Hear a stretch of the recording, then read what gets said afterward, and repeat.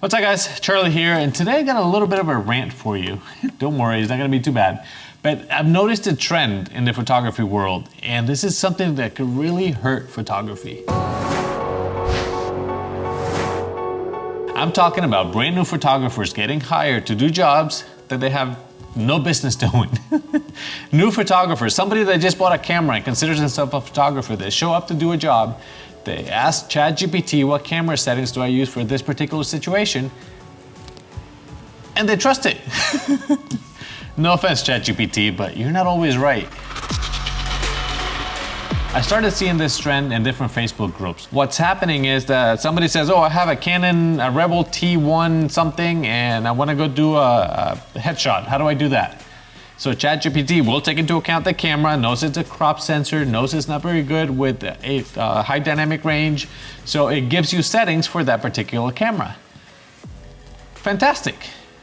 But you show up to do this, you show up to do the photos, you don't know how to pose people, you don't know how to set up the lighting, and then that person is like, well, the photos were just okay. Why would I pay a professional photographer when I can just have somebody else do it with a cell phone and have AI give me a headshot?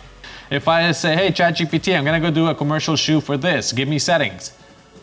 It doesn't know what the lighting's gonna be. I've done tests. I said, give me, lighting conditions with this, this, and this. It doesn't always know because it hasn't done it. It's only copying from the internet, learning what other people have done in different situations and giving you what it thinks you want to hear. Honestly, if you ask ChatGPT from different computers the same question, it'll give you different answers. I've done this test many times. The point is that if you go out there and pretend to be a pro when you've never done this before, the client's gonna get burnt, they're not gonna look at photographers the same way, and then you're just gonna degrade commercial photography for everyone else, which is why I keep telling everybody, practice with stock photography. Upload as many photos as you want. It doesn't matter because you're not hurting anybody. The most you get is a rejection. Who cares? Try it again. But if you practice, you're gonna build that confidence. You're gonna learn to, when you have a real client, you can go and perform with confidence, not fake confidence that you got from ChatGPT. Knowing the camera settings is great. That's one thing out of photography. One small thing out of a photography business is your camera.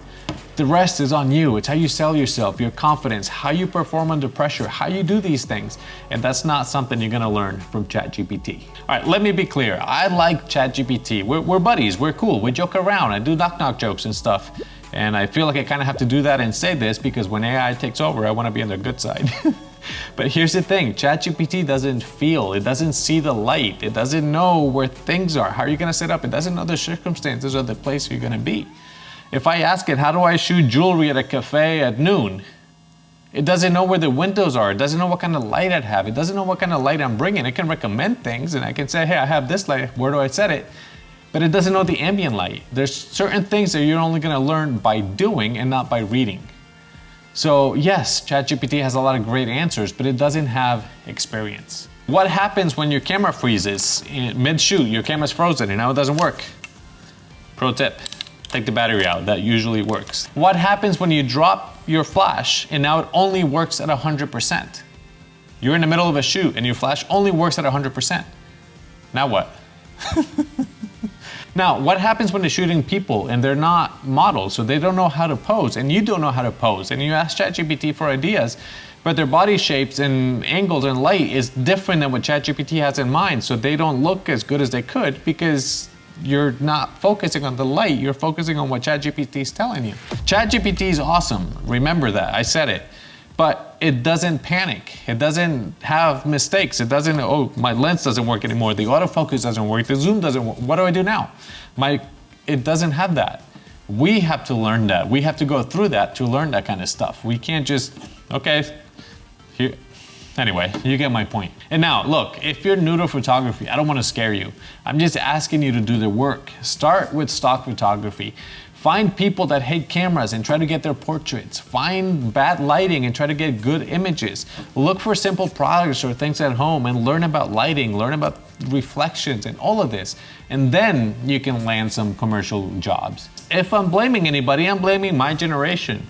Because millennials, we started this whole thing about trophies for just showing up.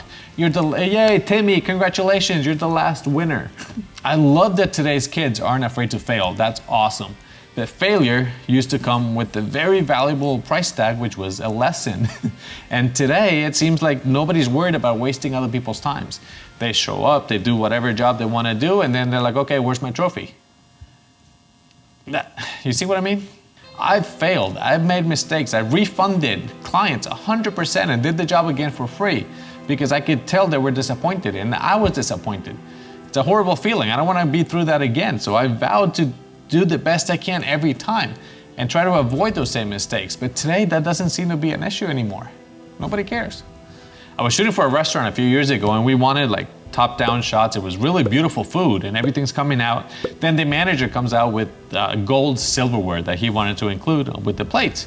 No problem, I've studied the family of angles, I know about reflections and light and all this stuff.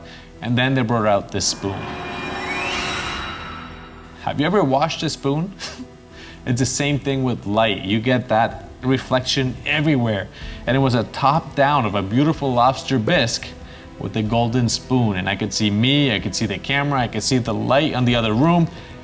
Every reflection possible was on that spoon.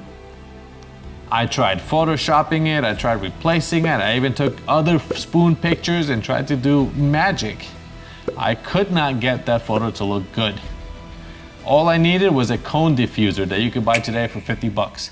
A little cone diffuser, top down, easy. I didn't have it at the time.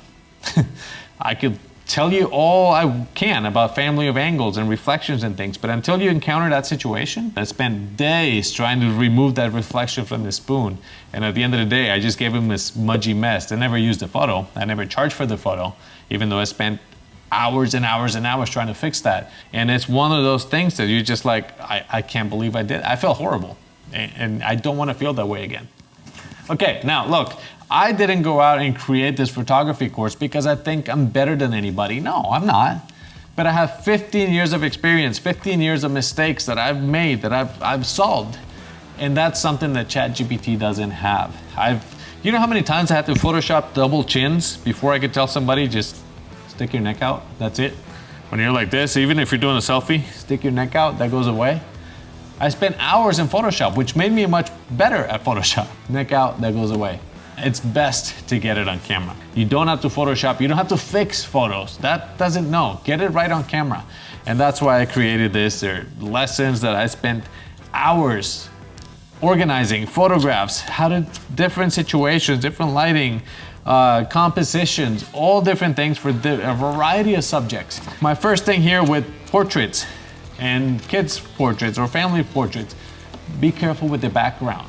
Nothing sticking out of people's heads. You know how many professional photographers I see, the portfolios, with branches coming right out of the middle of the head? It looks like an antenna. Did we forget about that? That was like number one. Or cutting people's hands off. No, like be very careful. And that's what you'll find here at this Wollertz Photography Digital Photography Guide. No, wait, the ultimate Wollertz Photography Digital Photography Guide. Those are the sort of things that I've learned the hard way and try to anticipate so that you don't make the same mistake. So if you're learning photography, check the link down below, and don't forget, there's 3 ways to enjoy the course. The booklets are my favorite because you just throw them in the bag and take them with you. But this was not a sales pitch. This is just comparing me with ChatGPT, because I know I'm better than ChatGPT, especially because it can't come here and show me how to do these things by hand. So please, if you're a new photographer, don't rely on AI. It's not always correct, and it doesn't have the experience. There's a lot of great YouTubers. You can learn a lot here on YouTube, but you need to practice. You're not gonna learn it by reading it. You need to go out and practice, which is why I recommend stock photography. You might even make a little bit of money while you're at it. So why not? And yeah, maybe I'm ranting. Maybe that was a little bit of a rant, but that's because I care. Photography is a lot more than pushing buttons. It's a business. It's about empathy. It's about connecting with people. It's about making them look their best. ChatGPT can't tell you that from a phone or without being here. And that's something that connection should be from you to your client, not from something you read and let's see what happens. Anyway, that was my rant today. Thank you very much for watching. And don't forget to like and subscribe. And I'll see you guys in the next video.